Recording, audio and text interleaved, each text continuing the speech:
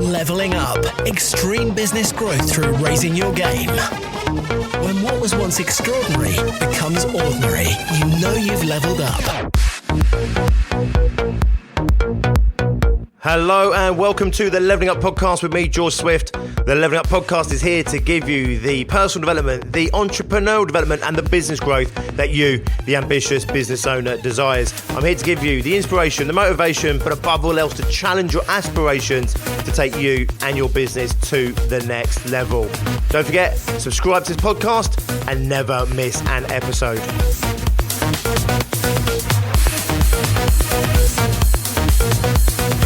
In today's episode, I want to talk to you about the importance of creating business ecosystems, both within your business, but also your business being part of a wider business ecosystem. This is something I've been talking about for a number of years, and it's not like the current situation, the coronavirus, the lockdowns, the economic crisis that we're facing. It's not that they're making us do things differently, more than they're highlighting what we probably should have been doing differently before. Of course, we're going to have to adapt and we're going to have to potentially, reinvent ourselves or certainly re-engineer certain aspects of our business, our marketing, our positioning. I was talking about that on Monday. But, it's really the rules of success and the new rules of success and how we need to evolve. They haven't really changed. It's just that the current set of circumstances are applying the pressure and forcing that change onto businesses that maybe haven't been listening, haven't been adapting, haven't been applying what they need to the rules for success over the previous years. Why? Well, because in an upward economy, it's easy to not follow the rules. In an upward economy, you get away with murder. Unfortunately, in a tough time like we're facing right now, you're not going to get away with being lazy. You're not going to get away with not being good at what you do. You're not going to get away with not applying the rules that enable success and create success. And most of these rules, they haven't changed one iota. It's just they're more important than ever for businesses to start applying. Those businesses that have been applying the sort of stuff that I've been sharing with you on this podcast, the 3, 4, 5 years leading up to this point, they're the businesses that have been succeeding over that time. They are the rules that some business owners have been reluctant to embrace or until now haven't even known that they are the rules for creating success in their small business. And therefore, it's been highlighted right now under a big magnifying glass. The pressure cooker is on to say, you know what, you need to start doing certain things. You need to evolve. You need to start thinking differently about business. You need to start doing things differently in business. You need to start applying things differently in business. But it's not that these are specific things you need to do differently because of a recession or because of COVID-19 or the lockdowns. It's because of this is what it takes in order to be successful in business. And one of the rules I want to talk to you about in business is it's going to be increasingly difficult to go it alone. Now, entrepreneurial spirit is one that often is that loner, out in the wilderness. This is me, by the way, to some degree, it's all on my shoulders. The success and failure of my business, of myself, is down to me and my hard work alone. And that's a great trait to have. And that's not going to change, by the way, as in you are, at the end of the day, still the only one responsible for your success and for your business's success. However, I'm telling you now, it's going to be very tough navigating the terrain coming up all on your own. I've recorded sessions on this in the past already, that we need to collaborate, we need to partner, we need to joint venture, that we need a helping hand and we need to be that helping hand. We need all businesses to succeed so that we can succeed, that we are part of this bigger system. And it's no longer going to be enough for us to have this mindset that I need to go out and win and I need to go out and take from somebody else, or I need to beat somebody. Now, don't get me wrong, I'm holding on to that past a little bit myself because I love the competition. I love the chasing on the heels of my competitor, or even having my competitor chasing on my heels. But the truth is, it's inevitable that is not going to be the thing that allows us to succeed and to thrive moving forward. I do believe there's a new era in entrepreneurship coming. Whether or not this is the catalyst for that change, I don't know. It might be just one thing that pushes us forward. It might be one thing that pushes us closer to what I believe is an inevitability in terms of what entrepreneurism looks like, especially small business entrepreneurism. It might be this is the big red button reset that someone was talking about on a webinar that I attended recently. This might be the big reset button, the button that forces irreversible changes on us. It might be the big catalyst to create this new era in entrepreneurship that I'm talking about. We don't know yet 100%, Are we in it? Are we in that big change right now? Or are we just going through the transitional place right now that's going to take us in the future to where I think it's going? And that is one of true collaboration, and really nothing defines it more than thinking of entrepreneurship as an ecosystem. And if we look at our planet, if we look at the damage we're doing to our planet, it's because we're taking from the planet, but we're not contributing back in equal measures. And if we look at competitive business, sometimes it's worked in the past by someone taking something to the detriment of somebody else. And maybe it allows for businesses to be parasitical, as in they don't contribute back to society particularly. They don't contribute back to the wider community of business owners or just, its populations. It's there to consume people's money. It's there to, transact sales, and I give you something and I take your money and I want to absorb this money. And, the truth of the matter is that's not healthy for the planet. It's not healthy for us. And many people have been demanding, expecting, needing change to happen in society in order to facilitate the long-term thriving of our species, of the planet as a whole. Now, this episode is not about the world. It's not about the planet. But I want to use it as a metaphor for what I mean by ecosystems. So if we go in and we just devour rainforests without replanting, if we go in and just consume natural resources without any care of attention about those things running out or what we do to put back in the soil, then obviously you can see that slowly but surely that ecosystem starts to fail. And I do believe that whilst a lot of people are talking about the world as an ecosystem and that we need to work more harmoniously with the planet as a species, I truly believe the same rules apply for us as business owners, and especially us as small business owners. We are part of an ecosystem.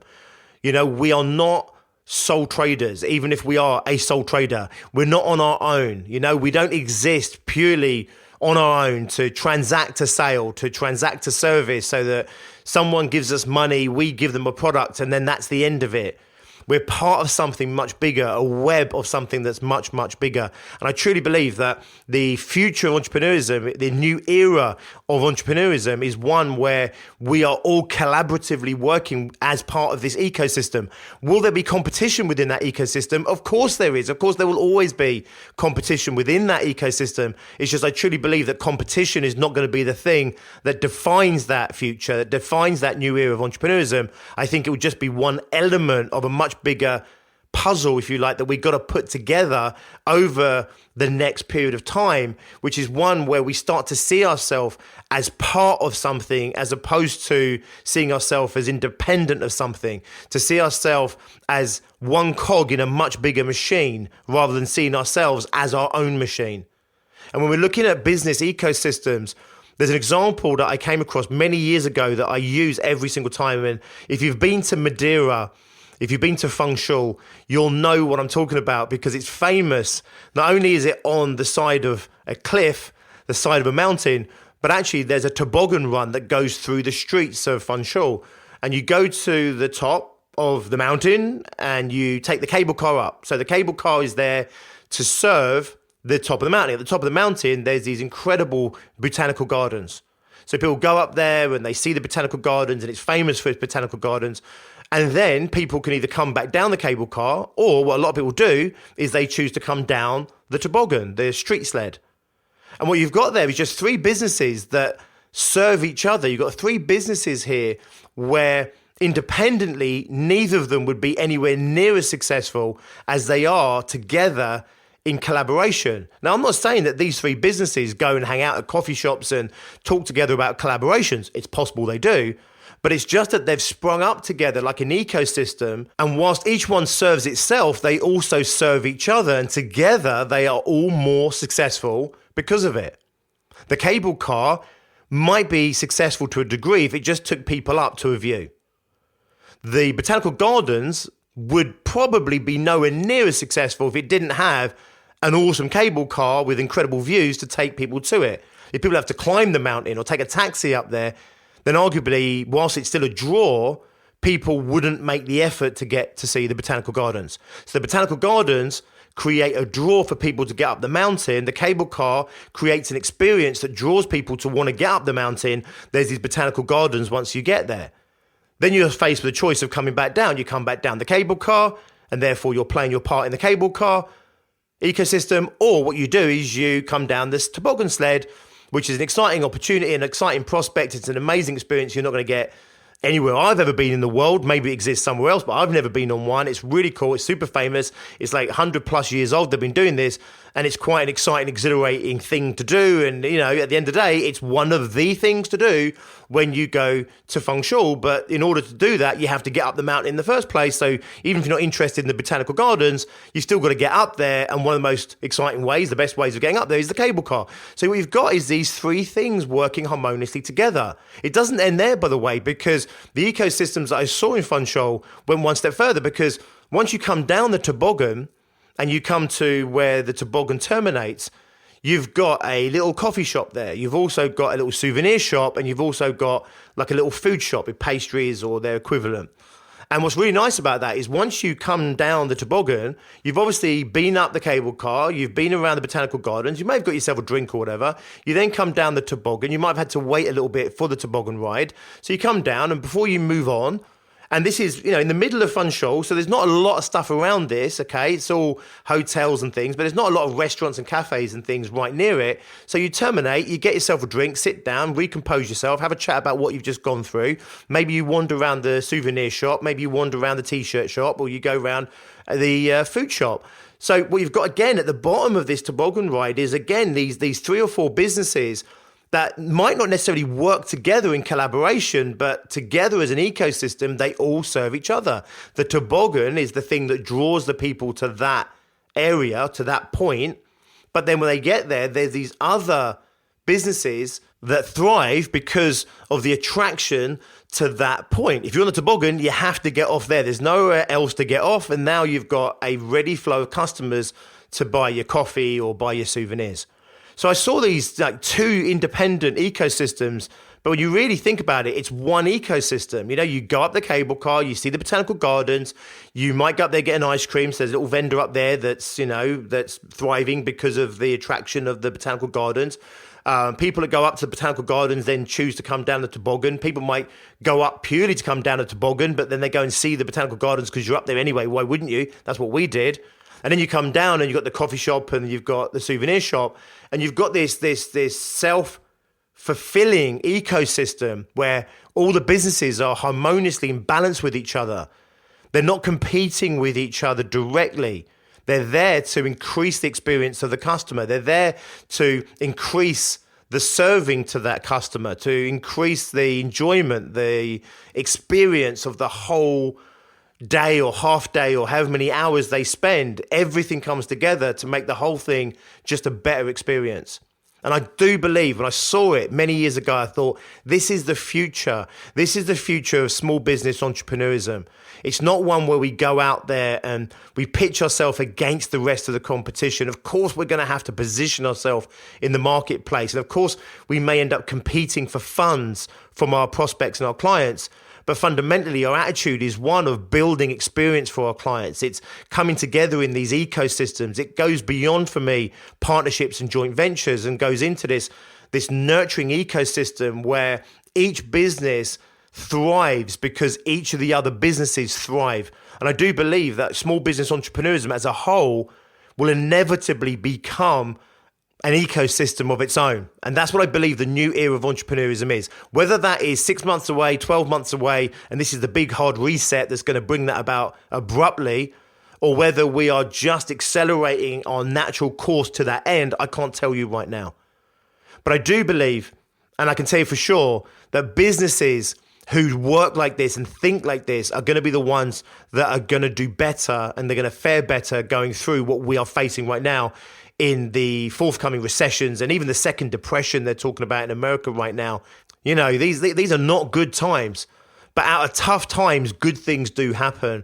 And I do believe change is happening. I think it's demanded. I think it's going to be better for all of us in the long run. I just think it's going to potentially hurt a little bit to get there.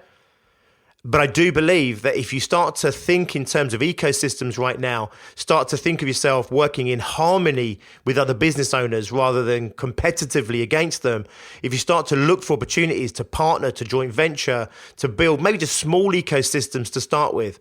My vision actually is one where small businesses come together in small business ecosystems, and then you'll have multiples of these ecosystems that will start to merge and blend, and eventually it will blend into a single tapestry or into a single web of what I'm calling the new entrepreneurial era, which is this one big ecosystem. And within that ecosystem, just like in nature, you still have, competition within that, but it all works harmoniously together. And that way of thinking and that way of operating hasn't been the natural way of being over recent times. The same as we haven't thought about our part in the ecosystem that is the planet at large. We haven't been mindful of that. We're kind of aware of it and people are always drawing our attention to it. But fundamentally, we haven't lived our lives in that union with the planet. We haven't looked at our surroundings and really embedded ourselves in our surroundings in a way that we contribute as much as we take. And because of that, we face potential crisis. And in business right now, we are facing a big crisis in business. And I do believe that business ecosystems are the way forward. I think it's inevitable. That's where we're going to have to go. I really mean that. I think it's just an inevitability, whether that's a year, 5 years, or 10 years in the future. Right now, it's going to serve you in surviving, first and foremost, this upcoming period, but also it will give you an opportunity to thrive through what's coming up. So have a think. Think about, how does your business contribute? How does it contribute back? Not just directly to your clients. That's transactional. They give you money, you provide a service. They give you money, you provide a product. We're looking beyond transactional. How do you contribute to the wider economy? How do you contribute to the wider business community? What's your part that you play? So within your business, you have multiple cogs that make up the mechanics that is your business. But if your business was one cog of something else, what's that cog? So start to identify how you fit into the wider community, because you do. And then ask yourself, am I contributing as much as I'm withdrawing? Again, not directly to your clients. That's transactional thinking. And of course, it's essential that our clients pay us money, we serve our clients. We need to go beyond this. So start thinking about, what's the part that you play in the bigger picture? What's the part you could play in this new era of entrepreneurship that I'm talking about? And then ask yourself, who are you surrounded by right now who could become part of that ecosystem, that become forefounders of your own small business ecosystem? Who could you work alongside? We're talking about partnerships and JVs, but we're going much deeper than that. And it's not that you have to just, swap leads and, swap clients and stuff like that. That's at its most basic, crude level. What we're talking about here is just like in Funchal in Madeira. How do you have three businesses that all serve each other? Not parasitically off each other, but they all contribute to each other. One might be the draw, the other one increases the experience. For another customer, it might be the other way around. Many people go up the mountain in Funchal to come down the toboggan. Many people go up to see the gardens but come down on the toboggan. They work together hand in hand. Who can you work with? Who can collaborate with at that level? Who could you associate with? Who could you go out to market with, alongside with, that you can stand together with? That together you are stronger, together you provide a better experience, a better service, better products, but also together you attract clients for each other, that you contribute to each other. And then start thinking about how that mini little ecosystem would contribute to a bigger ecosystem. And just be mindful of how this might work for you. The last thing I want to talk to you about now is bringing that mentality into your business. So when you look at your business internally, are you running an ecosystem in your business? Are things harmoniously working together in your business? Or are you taking from the business but not contributing back? Are you taking from your employees but not contributing back? Again, forget about salaries for a moment. Yes, you need to pay your staff. Of course you do. That's the transaction. But I'm telling you now, for years and years and years now, it has not worked to have a transactional relationship with your employees. As a whole, you need to have more of this ecosystem mindset with your employees. Your employees are giving you a huge proportion of their time, their energy, their thought processes, their emotions. They're giving you years worth of their actual life to contribute to you and your business and your goals and what you're trying to achieve. It's not enough to just pay them for that. No matter how much you pay them, it's not enough. You need to give back. You need to contribute back to that individual so that they can go and have the quality of life that they want.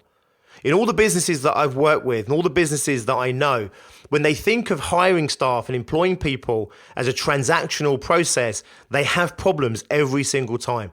They think, well, I get 40 hours a week from them and I pay them $2,000 a week. Or I get, 35 hours a week from them and I pay them $1,000 a week or £500 a week or £10 an hour. So of course they should do a good job because I'm paying them to do a good job. That's the transaction. This has been outdated for years. It hasn't worked.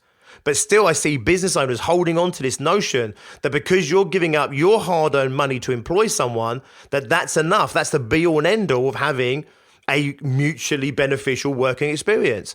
Well, for some people, that's all they want. They just want the cash. I get that. But for most business owners, your staff are so much more than that. They're an intrinsic part of your success, an intrinsic part of your business's growth. And therefore, you need to be an intrinsic part of their life as well. So everyone we employ them on this ecosystem kind of mindset, which, okay, yes, you're going to give us a certain amount of time and energy, and we're going to pay you a certain amount of money. That's the transaction. That's the contractual obligations.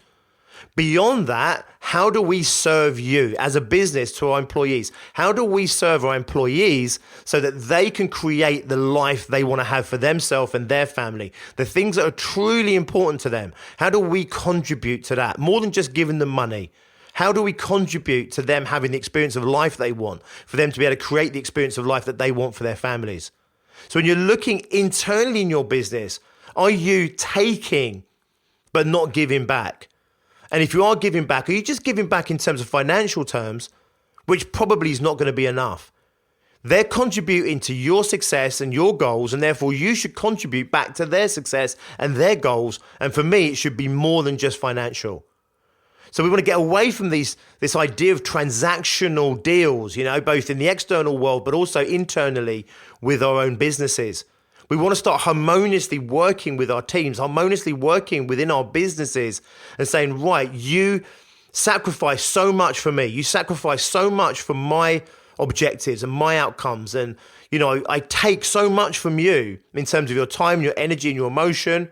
I take years potentially of your life to support me, to help me create what I'm creating in my business. How do I do that for you? And it isn't just paying a salary of $2,000 a month, $5,000 a month. It's $100,000 a year, $200,000. It's not enough in my experience. It's not enough in my opinion, just to have that transactional approach to doing business. So have a think about your internal ecosystem. Have a think about your external ecosystem. You don't necessarily need to change everything now. You might not need to change anything right now. What I'm offering you right now is a perspective change. It's a philosophical change. It's starting to look at yourself differently, look at your business differently, look at the economic landscape differently, look at your competition differently, your collaborators differently, your clients and your prospects differently.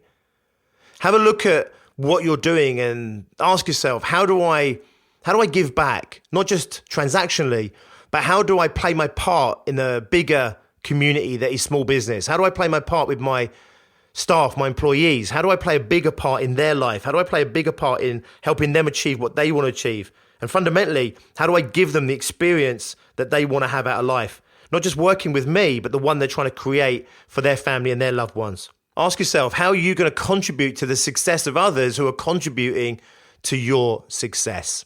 Thanks for listening. I hope that has given you a perspective shift. I do believe that the future is bright. I do believe there's opportunity right now. I do believe that this new era of entrepreneurism is going to be good for all of us. However, it might be a little bit of a bumpy journey to get there. And I do believe that we need to start playing our part right now. As always, of course, you need to listen what I'm saying here through the filter of your own life, your own business. You need to make sure that any changes you make to your business, to your life, to your working practices, you need to make sure they make sense specifically to you and your business. Don't just listen to what I'm saying as carte blanche advice and go out there and make some drastic mega changes and then come back and blame me for it. Everything I do, it's not a blueprint. I don't say this is what you have to do, this is what you need to do, follow this rule ABC. What I offer is a shift in perspective, a change in mindset to get you to think differently and then to apply that thinking to your life, to yourself, to your business, to your market, to your products, to your services, so that you can create the ongoing success that I want you to have, and you can take your business and yourself to the next level. If you are a small business owner and you haven't yet hit 100K, don't forget the 6-figure fast track is waiting for you right now. Go and check it out. It's biggerbrighterbolder.co.uk/fast track. I'll drop the link in the descriptions below. It's the rules on how to take your business to 100K or more in the next 12 months or less. And they are the same rules that apply in an upward economy, a booming economy that we've had, in a negative economy, a downward economy, and whatever the hell this is that we find ourselves in right now. Get your business and yourself on the fast track. I will see you next time. As always, until then, be successful. Leveling up. Extreme business growth through raising your game. When what was once extraordinary becomes ordinary, you know you've leveled up.